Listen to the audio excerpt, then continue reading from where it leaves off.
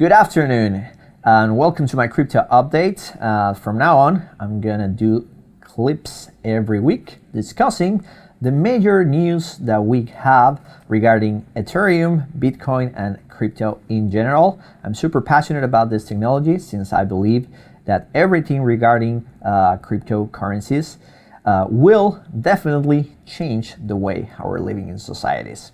So let's go directly to the news. Last weekend in Cancun, Mexico, amongst margaritas and piña coladas, several developers got together from all over the world to discuss everything regarding Ethereum and its future.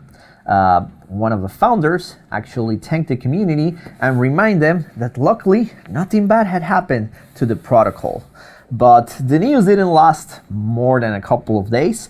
A security alert was published on November 8th from Parity Wallet, acknowledging that several thousand Ethereums were frozen in a wallet because of a security vulnerability that was found in their software.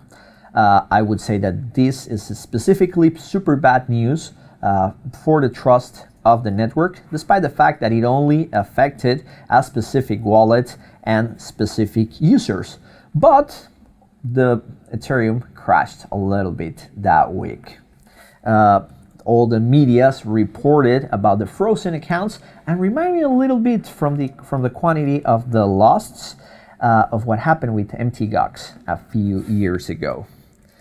Also, talking about Ethereum, a lot of articles this week reminding that ICOs are still in trouble, a lot of scams going on, a lot of unknown companies, and just a lot of media just pushing forward for ICOs, for trying to fundraise and not exactly had a plan to tokenize for future earnings. Also, there's a great article from Trin Draper who said that safety is not specifically something that gets included in ICOs. I particularly believe that ICOs are a great way to tokenize product services and they have a use case, but we've seen a lot of unknown people into the market just fundraising because it's a wild, wild west, and the SAC is not as happy as you might think. Remember that Tezos was a good example of when things go south in the Ethereum market. In other news, let's go to the end of this week. Bitcoin and Bitcoin Cash are fighting a direct competition lately, and there's so many factors to consider. First, the fork that was going to happen with Segwit2x and was announced and promoted by some of the biggest exchanges and some of the biggest players, but it was called off at the end. BitGo and companies like Coinbase and Chapo expressed their support, and they were going to go for the fork who was going to create more space in every single block in the blockchain for transactions. So improving their technologies and their exchange and their wallets and their services was one of the main reasons to proceed with this, but there was chaos, and the community and a lot of major developers who are still contributing to the core product were not really happy about this update.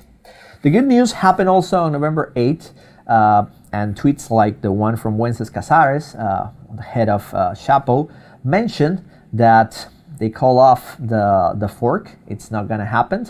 So the support from all these big companies is gone, and the fork is not going to happen anymore. Despite this, there are certain small players who will proceed with the fork. So Segwit2x will still happen software-wise in the blockchain by several small players.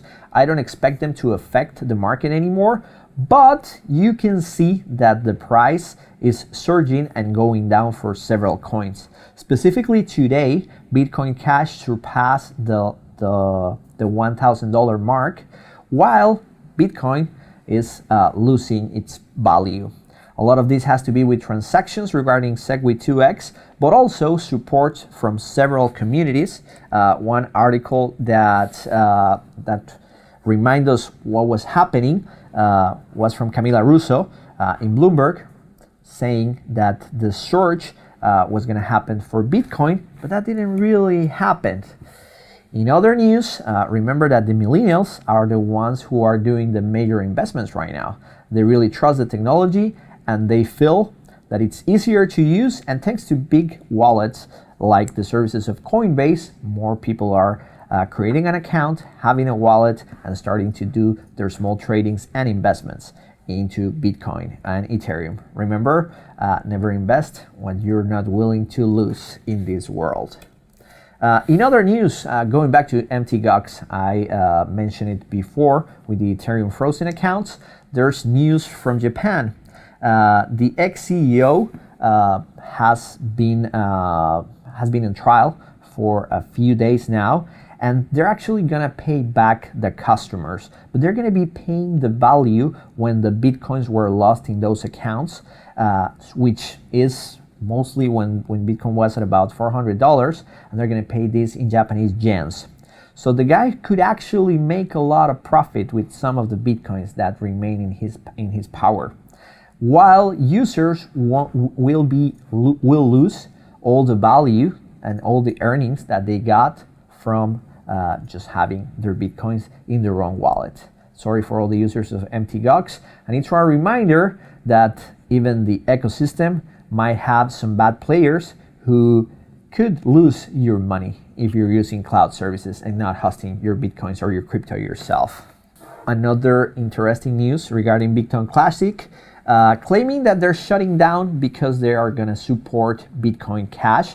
Bitcoin Cash is surging lately, mostly because of the low cost of transactions. We could actually make it more like a cash replacement in our current crypto world.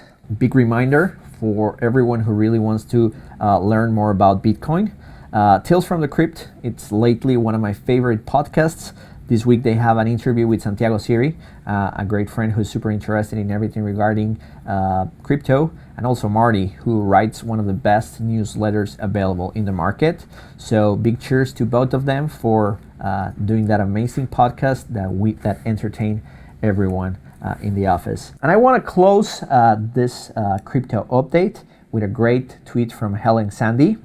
She mentions that it kind of blows my mind that people who work on software, I know it's basically all duct taped together, are willing to have software currency.